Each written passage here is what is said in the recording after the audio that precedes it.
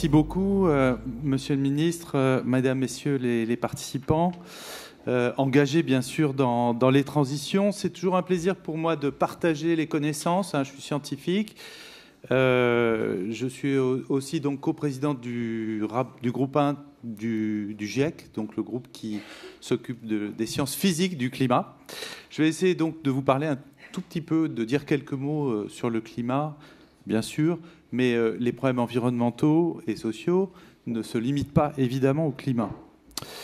En 2023, nous estimons que le réchauffement global moyen approche environ 1,3 degré. 1,3 degré, c'est 0,2 degrés en dessous de 1,5 degré.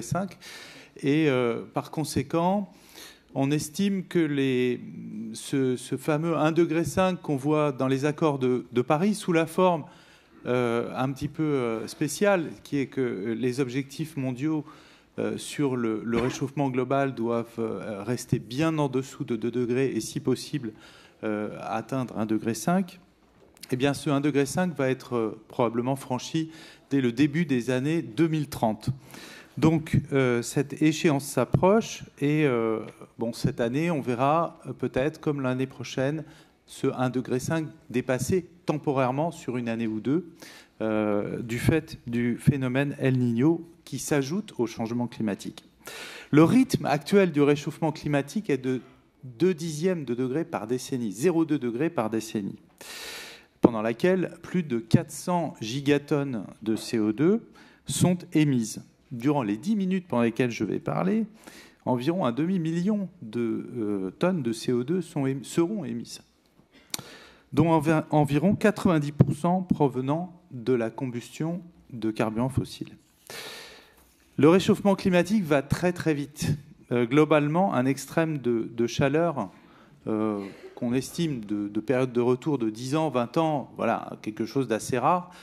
En fait, un extrême de chaleur devient 2 fois plus fréquent chaque décennie.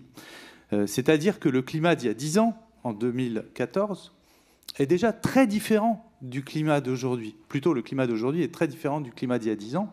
Et le climat de 2034, eh bien, il sera très différent. Il sera avec des événements extrêmes bien plus importants qu'aujourd'hui.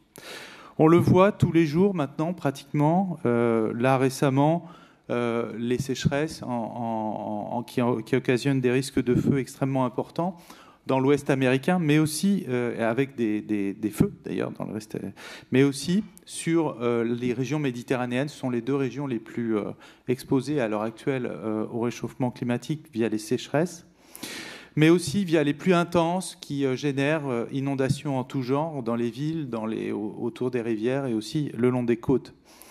La chaleur et tous ces événements extrêmes sont aujourd'hui, on le sait, liés au changement climatique. Aucune de ces évolutions n'est une surprise, ni même les évolutions récentes, très marquées. Il n'y a rien qu'on ne comprenne pas.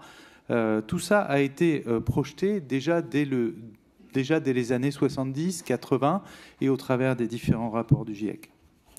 Le carbone fossile, en passant de la couche géologique à l'atmosphère, s'accumule et oblige la Terre à se réchauffer pour rétablir cet équilibre.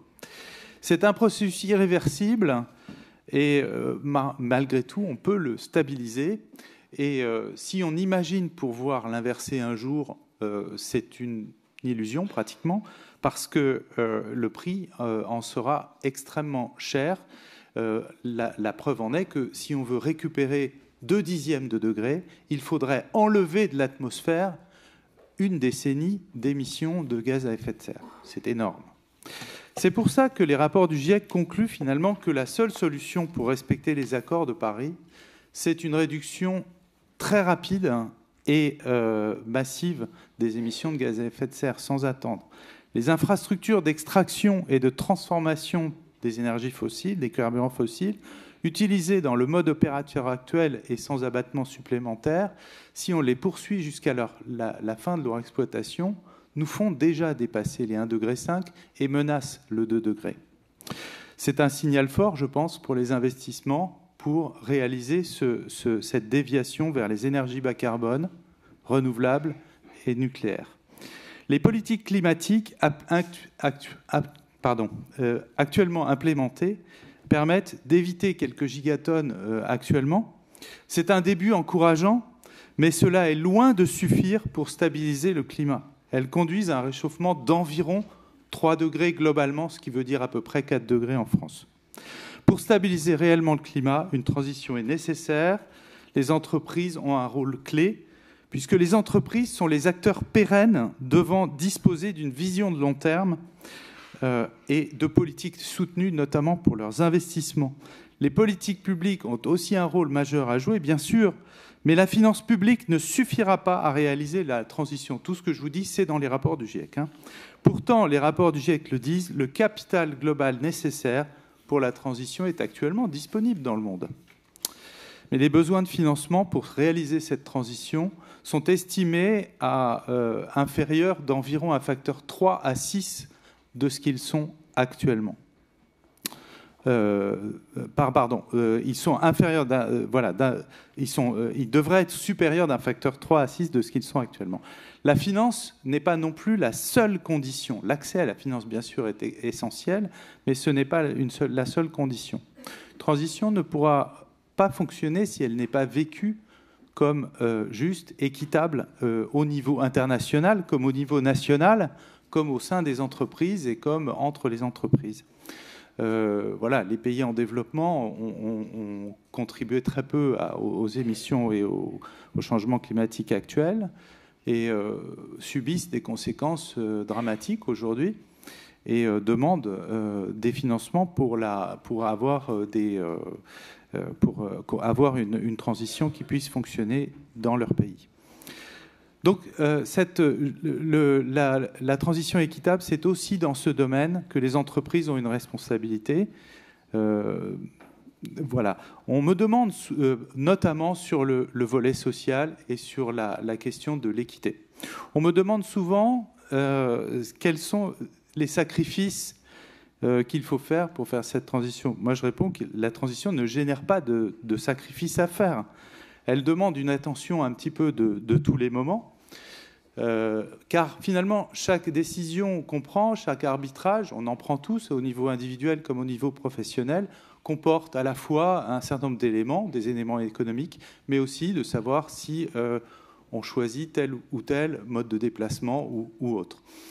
Donc ce sont des décisions de tous les moments, mais ce sont des décisions qui, si on en fait un tout petit peu l'effort, ce ne sont pas des sacrifices et quelques efforts, nous rapporte une qualité de vie qui est bien meilleure. Et aussi, si on regarde les programmes climat, ces programmes climat, finalement, sont tous des programmes pour la santé, pour améliorer la santé. Donc, autant pour l'alimentation que pour les transports. Voilà.